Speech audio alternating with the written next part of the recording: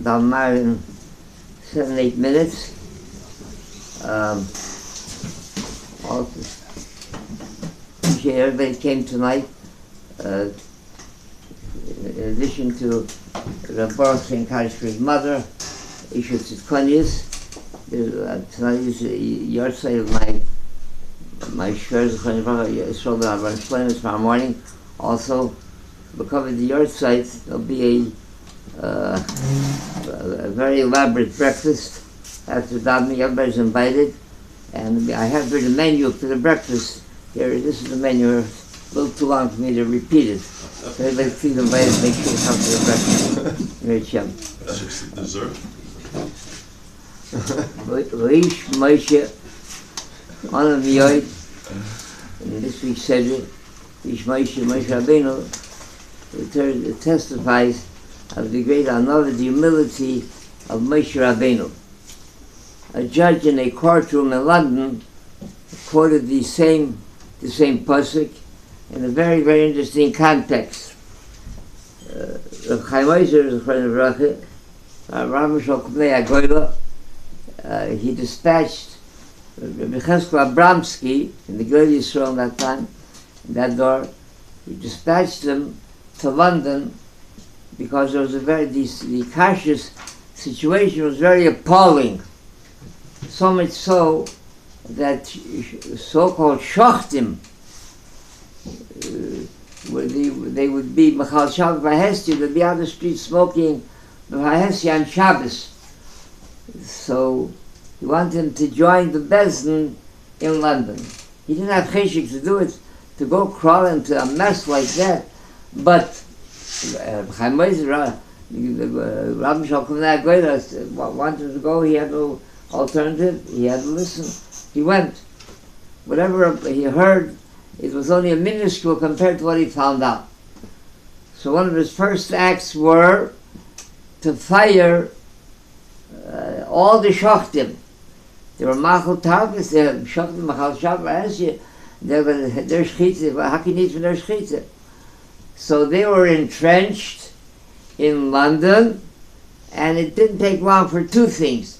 It didn't take long for them to get him hailed into court on a slander suit, and also, number two, which was even more difficult and damaging, was they made sure that he should not get competent legal representation. He had no alternative but to come into court and to testify and to represent himself. The judge was very impressed by his conduct in the courtroom. He's not an attorney, he's a rabbi, a Rav, an old-fashioned rabbi. He held himself ably in the courtroom. So he says to him, Rabbi, I want to ask you one question. He says, who do you consider as the halachic authority in London? So Rebbe Yechezkel, he bowed his head down and he said, I, Yechezkel Abramsky, Your Honor. The judge said, my dear Rabbi, all the respect that you gained for yourself today in court, it vanished in a moment. He said, in your Bible, in your Torah, it says that Moses, it points out the greatest virtue of him, that he was the most humble human being on the face of earth. A statement like that, you seem that you're far from a disciple of Moses. He said, how can you make a statement like that? So Yechezkel said, he says, Your Honor, you forget, I'm under testimony, I have to tell the truth. The Mishnah cites it like this: Mishameis, Rebbe, Bat La Yira, and Bat La Nava. When Rabbeinu HaKodesh, Judah the Prince, left this world, Bat La Nava, humility Anava vanished, and Yechezkel vanished. Gemara brings Rabbi Yosi. Rabbi Yosi says, like Tisna Nava, Dika no. Don't be goyrus don't mention another humility because he cannot. I'm here. Don't mention that humility. There's nobody here with great humility. I'm around.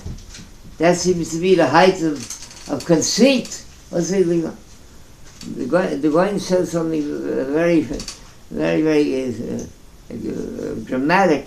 He says there's a Yerushalmi. Yerushalmi mentions the name of a very a Nanav. His name was Ano. So Rabbi Yosi was referring to that Amayre, like this Ano, like this Anov. Don't mention it because I'm still here.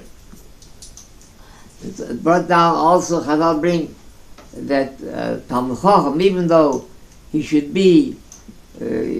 have another, but he should be very humble, but he still should have a trace of another in himself. A shmini, a degree, a certain percentage of another humility a Talmid Chacham should have. A shmini shebishminis. He should possess an eighth of an eighth of Gaibe. And if you total that up, an eighth of an eighth is a 64th. What's the cheshbon of a 64th of another? So the Parshas say, because you're supposed to be another, you're not supposed to have Gaibe. So a 60th and above a 60th, it doesn't become bottle. But under 60th is such a miut to the miut, it's such a small amount that it becomes bottle. So it's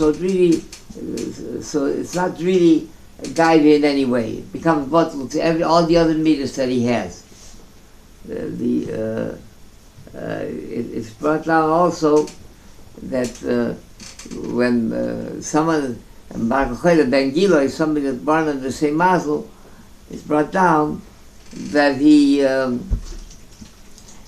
comes to be Bakacholim, he's not lechad v'shishim echolye.